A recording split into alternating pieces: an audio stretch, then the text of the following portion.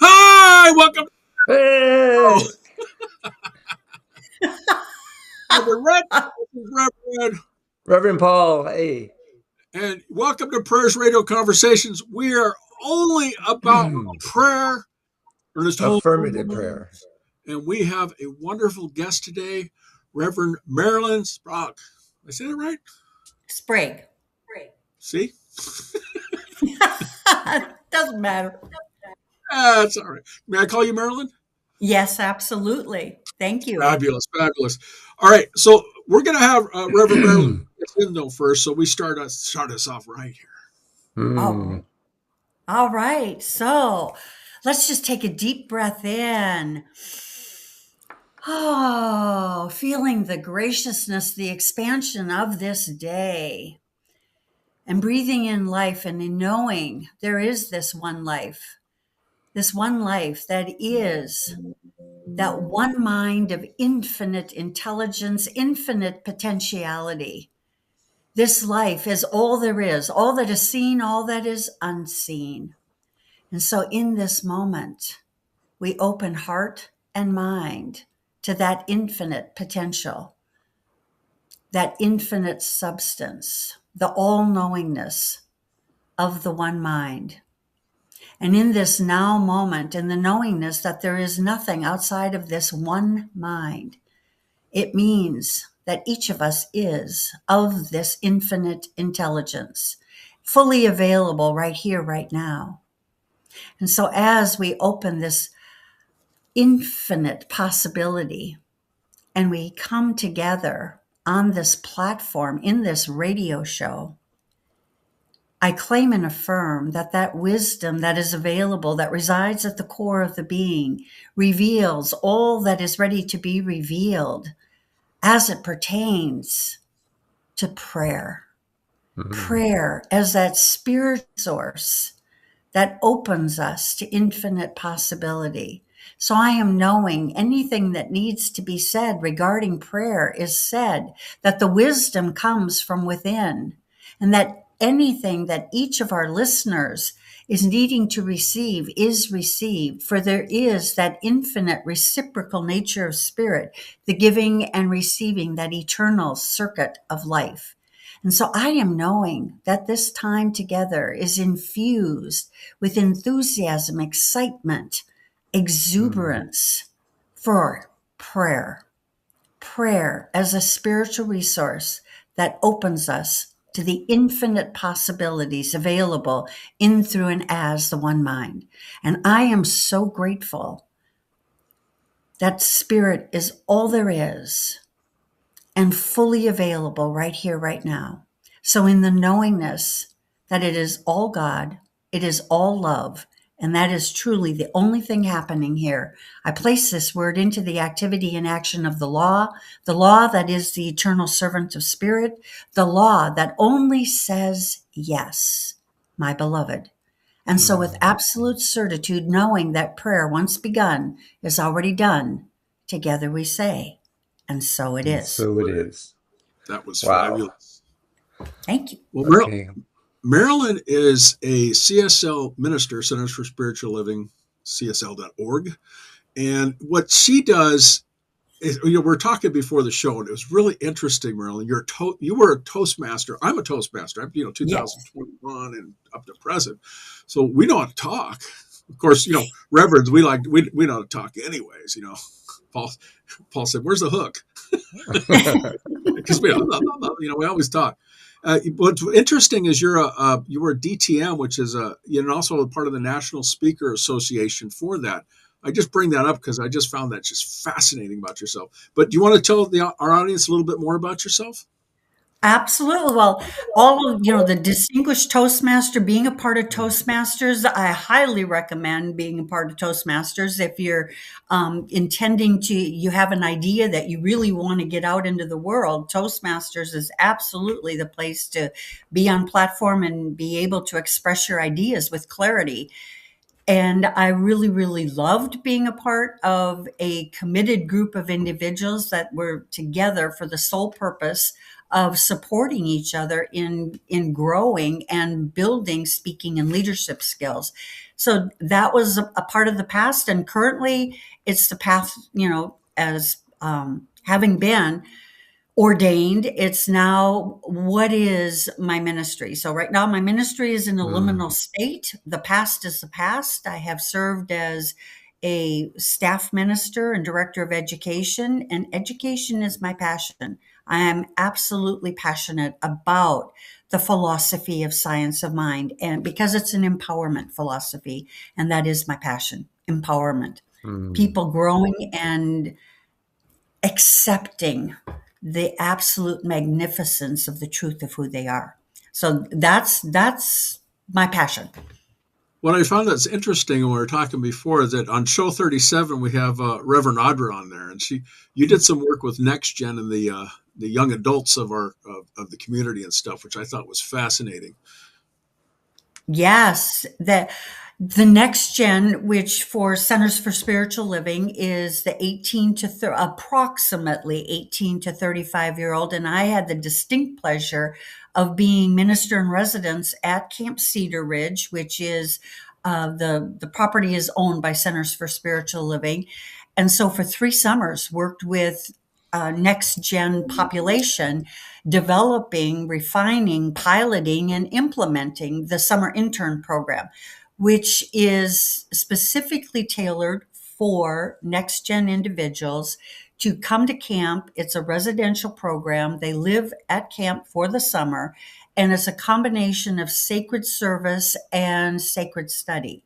So they have the opportunity of seeing spirit at work in a hospitality environment. So I designed the curriculum, we piloted the curriculum, made sure that it was a sustainable program.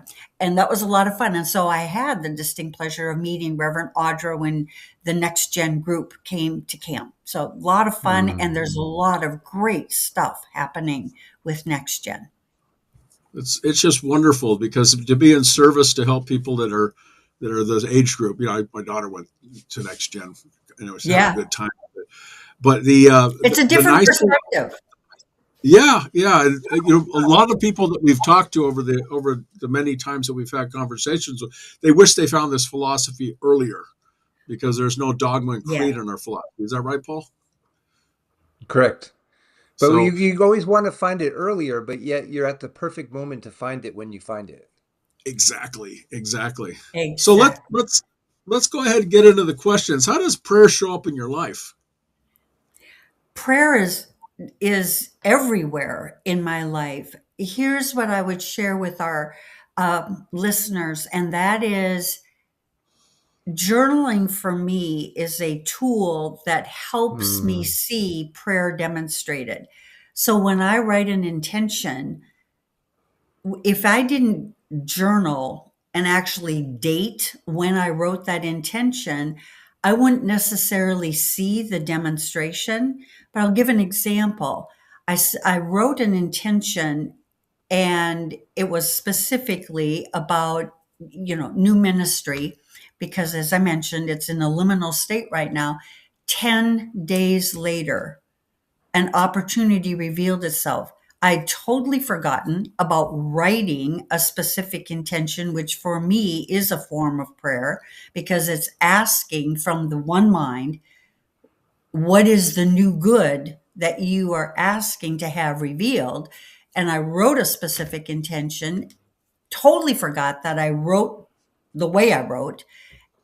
But when I went back to it, there it was within 10 days. I had to count on my calendar and went, wow, 10 days. Here's the response. So for me, prayer shows up. I mean, I have a prayer partner, I have an accountability partner. Each of those is based in prayer. And a prayer partner, I meet once a week. In 1 week, the response, the demonstrations from prayer it's palpable. It's so ask. I think the clue is being willing to ask for your heart's desire and then release it and let spirit do the work. So the refinement for me is being clear on what you want, and then let spirit do the how. And Well, it shows up Mhm. every day in every way. I was going to ask you Now, the how would chanting. you prep your day in prayer? First, it's gratitude before I even get out of bed. There are 3 statements. I give thanks for this day. I give thanks for my life on earth. I give thanks for the privilege of serving. And that's before I even get out of bed. And you can Mm. just start to feel the energy flowing. I have a very specific spiritual practice where I journal. I read inspiration. One of my favorite books by Ernest Holmes is 365 Science of Mind, which is a daily inspirational. And so I read, and here's what I found is that it's always the perfect and right thing. It's like Mm. spirit uses every resource to reinforce exactly what it is you need. So read that, and then I do meditation, and that starts my day. When I don't do Mm. my practice, I feel off.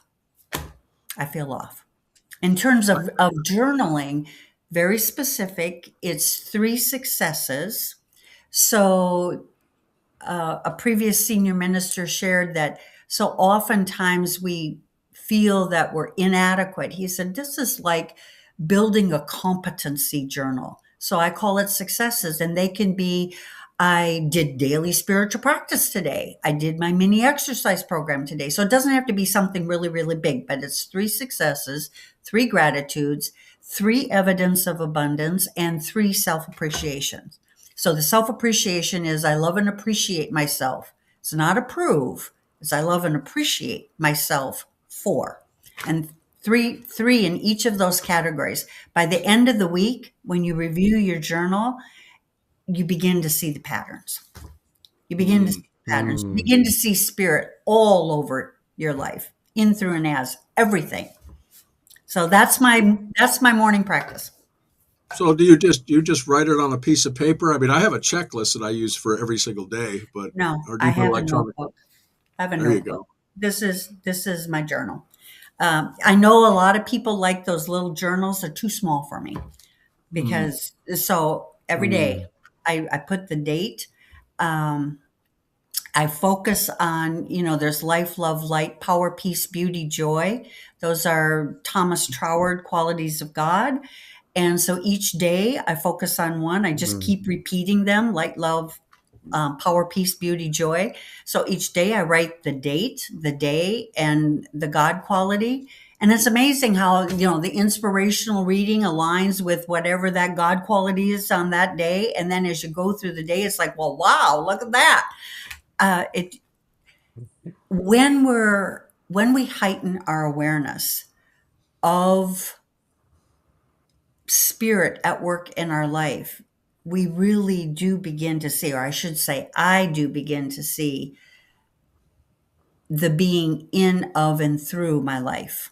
Mm. And so these are the practices that help me to really be aware of spirit at work in my life, and to feel that connection, and to know that my life is deeply rooted in the mind of God. Deep, deep roots. There is no separation, and it's fully available. And it's like really being willing to ask spirit for how you want life to show up in your life.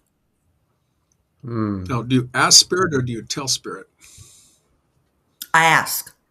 Okay. I ask. Because I'm asking for the innate wisdom to be revealed for the how. Mm. Okay. I get that. I mean, maybe it's a tell. I would say having a clear mental equivalent, for me, that's an ask, not a tell. There you It's go. a clear mental equivalent. I'm clear on what it is I want. So being clear on what it is, I guess the definition is that an ask, or is that a tell? I think that might be splitting hairs. The important thing is be clear on the ask, or be clear on the what. Be clear on what it is that you desire. That mental because equivalent is in there. Yeah. the mental equivalent is everything. Yeah. What triggers a prayer in your life for you? Uh, what do you do? Like if you have doubt, do you just go into that spot, or if something happens, boom, hello? Yeah. Here's what I found over time with dedicated spiritual practice, there are fewer and fewer of those, because the clarity has been set through spiritual practice. So the chaos isn't there. Mm-hmm. There is clarity that comes through. I wouldn't say that I have a lot of triggers. I would say that when unexpected things happen, it's my go-to is spiritual mind treatment. If it's something really, really serious, I go to my prayer partner. It's like, Mm, um, I can't emphasize enough the importance of having a prayer partner, and that it's really dedicated on prayer. It's not about talking about what happens. It means here's the ask for and that there's absolute spiritual mind treatment, and it's reciprocal. So each person Mm. asks, there's a prayer for each person. And then when you come back, it's like, well, what's the demonstration? Because we know that the instant, once begun, the prayer is already done. So what's the demonstration? Mm. And here's what's exciting about that. There's research that shows that if you have something positive to look forward to, that sense of expectancy starts releasing endorphins in your body. So having a prayer partner is kind of like having an endorphin cocktail kind of thing, because there's this positive expectancy of, oh, I get to be with my prayer partner today. And because we know that prayer is always answered, and sometimes it's even in a way that we don't expect it to be answered. So it might be that Mm. was for clarity, and it may be that you're required to release something that you didn't know you needed to release. Well, you can't spirit, not that way. I didn't mean it that way. It's like trusting divine order. I asked, Mm. this was revealed, it is part of the demonstration. And if it was a release that maybe we weren't aware of, it's clearing space for the new good, because new good cannot flow into cluttered, crowded spaces. So it's like mm. sometimes we have to do the release before Mm. we're truly open to receive. So for triggers, I don't have a lot of triggers. No, okay, that works. Mm. Yeah. uh, Are, Go are ahead. are there What's the next one? specific steps that you use in prayer? Being science of mind, it's the Oh. 5-step spiritual mind treatment. I always, when I'm instructing classes, I say, you can't get it wrong. Prayer is always Mm. answered. So, do we teach 5 steps? Yes, we do teach 5 steps in terms of, recognition or declaration, unification, realization, gratitude, and release. Yes, we teach those 5 steps, but you can't get it wrong. If you release and open your mind Mm. and align with spirit, name and claim the good, prayer is answered. So for me, yes, 5 steps. I also, okay, one of my favorite is from Emma Curtis Hopkins, and it's Praise and Raise. And I don't know if you're familiar. Are you familiar with Praise and Raise Raise? and, raise and praise is what I think Yeah. we call So it. I praise my life. I raise my life in the name of love. So, okay. So that would fall in with the triggers. Like say I'm really upset with someone.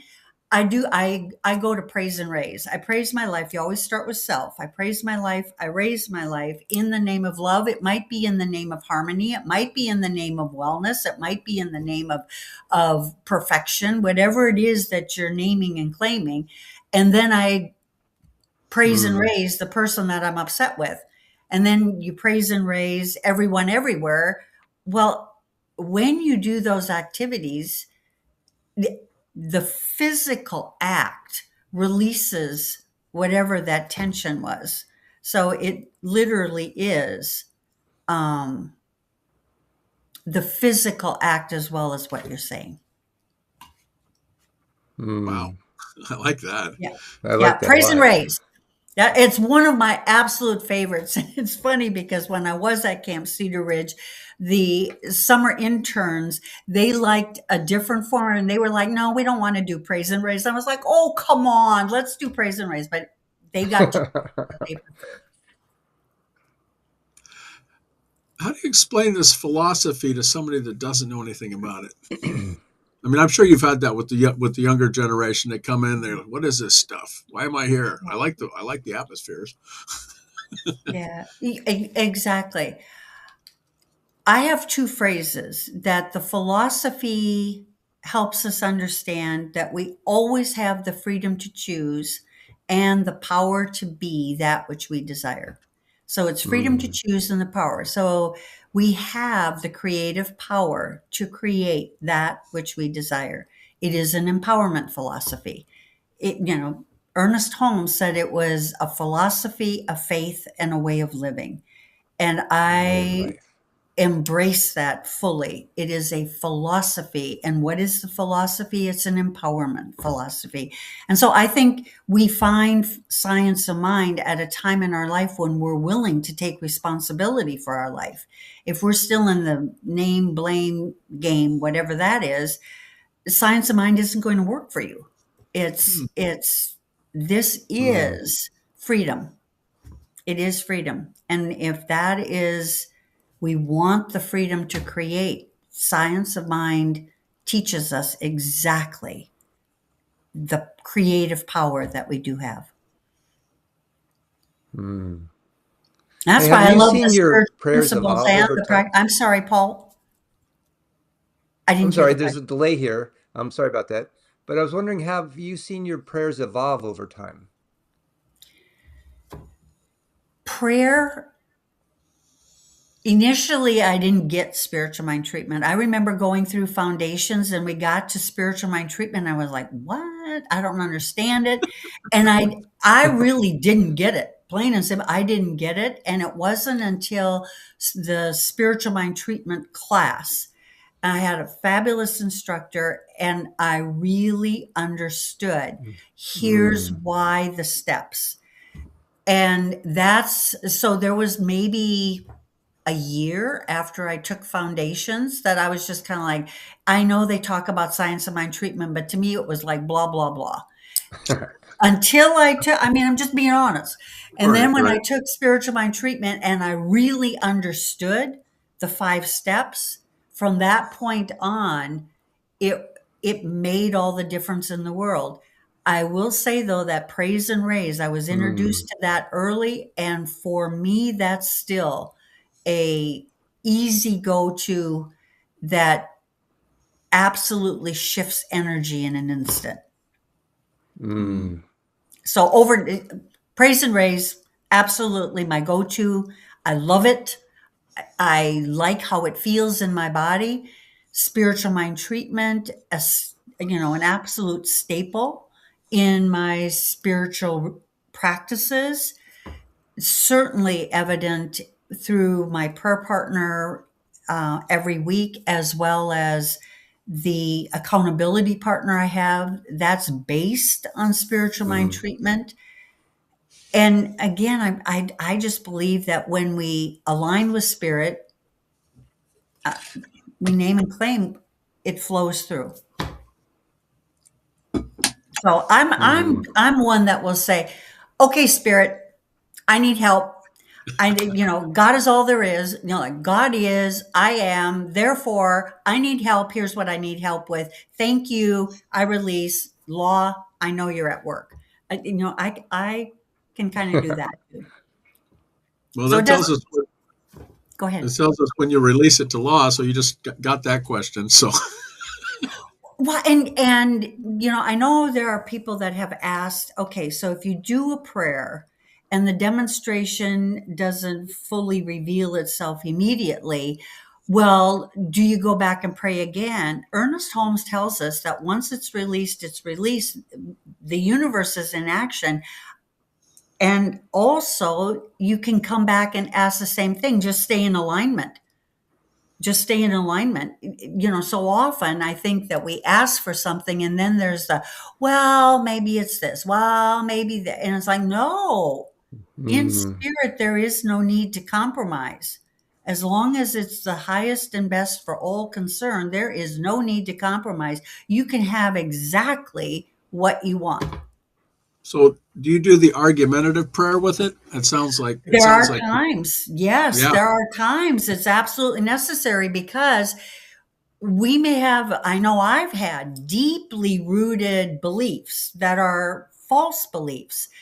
So I may be claiming abundance, and that little voice goes, yeah, Mm. sure, Marilyn, tell me about it. Sure. Yeah, sure.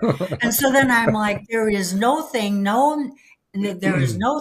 one that can interfere, that can obstruct the flow of abundance in my life that is absolutely flowing lavishly, abundantly, fully, freely, until I get that energy going. And then it's like, okay, Mm. now I'm ready. So I do Nice. believe in argumentative, because there are sometimes that our doubts are so powerful that the whole time we're going, yeah, sure. Yeah, sure. Mm. Well, we're at the 4-minute mark, and so I'll point out that you've already covered the book that you want that you Yes. like. That's your favorite Ernest Holmes one. Paul, you could ask the question about what her favorite. Go ahead. Oh yeah. Do you have a favorite quote from Ernest Holmes that you go to?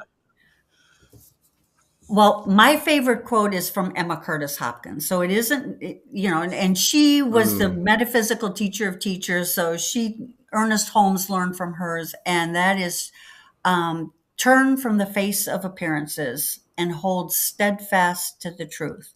So looking at any Mm. situation, it can be chaos, it can be lack, it can be a health situation.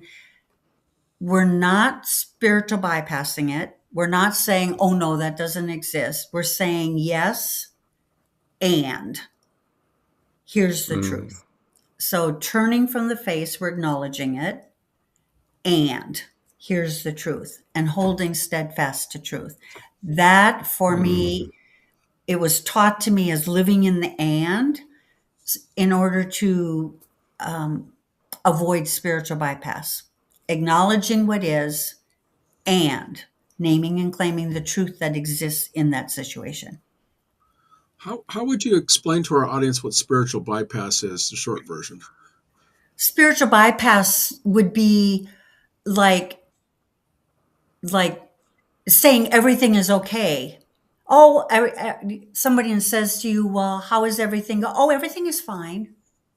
When you had a Mm. significant loss and your heart center hurts, but you're saying, oh, everything's fine. No, I am experiencing pain and I need prayer. I need prayer. And I often share with people, will you allow me to hold the truth for you? I know this is a difficult Mm. for you. Do I have your permission to hold the truth for you at this time until you're able to hold it for yourself? And that's what a prayer partner does, is it holds the truth for us, but Mm. we're not able to hold it for ourselves. That is wonderful. I see. We get such nuggets out of this whole show, don't we, Paul? And I love the living in the and part. That's huge. Yeah. Yes. Yeah. It's everything. It's like, okay, there's a whole lot going on in our world right now. To say, oh, but we're just going to do prayer and God is good. That is not going to serve the people who come to us for help, for spiritual guidance. It's saying, yes, there is chaos. Yes, there is a lot of ugliness being revealed right now, and spirit is right here and available. Now, what do we right here, right now, want to name and Mm. claim for our mini universe? Because it's going to ripple out. I may not Mm. be able to do anything about what's happening in Washington, D.C., or what's happening in Europe, or what's happening in Asia. I can do something about right here. And that ripples. Right. And there's a difference between saying, oh, I'm just going to do prayer, and saying, I'm doing prayer, knowing that the power of the prayer is there. Absolutely. Yeah. And again, once the prayer is begun, we know it's already done. And it's not up to us to make it happen. We're simply aligning with spirit and allowing spirit to flow through. One of my favorite gifts from a practitioner was a little button that said, "Make my day, ask me to pray." Because, when someone comes to us and asks for prayer, that vibration is flowing through our body. So we're getting the benefit of it. So I'm like, yes, I want to pray with you. Absolutely. Because that vibration is flowing through my body. I want one of those buttons. Yeah. I think it was something that it was a practitioner retreat, and I was a student that this person was TAing, and she gave me that button, and I love it. I've had it for well over a decade, and it's right by me. It's on a little plant right next to my coffee machine, and it's like I see it first thing in the morning. Yeah, make my There's a day. lot of Ask me to people. pray. There's a lot of people that listen to us will probably want to do that for their own centers. Yeah, we might have to. That might be something you could do with your show. Is and then have your promo radio show at the bottom of it with the I link. like that. Well, Yeah. we might just take that. Who knows, Paul? We'll figure it out. Hey, let's go ahead and ask the last question, and then let's go ahead and close the show up because we're a little bit behind here. So, Reverend Marilyn, is there a takeaway that you would want our audience to know about the show? About the show or about prayer? About us here being together with our What do you audience. want? What do you want our audience to know about what you've just said today? What do you want to leave them with? Prayer works. Open yourself up. Prayer works. And the more you do it, the more you'll see the demonstrations. And that absolutely spirit is lavish, unfailing abundance, and it's fully available right here, right now. And so get clear on the what. Dare to ask. Trust. That's Let spirit nice. deliver. So with that, I'm Reverend Rich, Prayers Radio. This is Reverend Paul. I am Spirit Alive. And we just say great thanks to Marilyn for coming on the show, Reverend Marilyn. And would you like to pray us out? Absolutely. Oh, so in the lavish abundance that is the truth of spirit, we just breathe in the fullness of life, in the knowingness that God is all there is. We give thanks for everything that has transpired here this morning, that the Spirit infused this program with innate wisdom, that everything that is necessary to bless everyone who listens to this program is revealed in divine right order, divine right time, knowing that everything here is for the highest and best of all concerned. We give thanks for this time together. We give thanks for the blessing of spirit flowing in through and as each of us. We give thanks for prayer at work in each of our lives. With that, we give thanks, we let it be, and together we say, and so it is. And so it is. Okay, everybody say bye. Perfect. Bye. Thank you, Marilyn.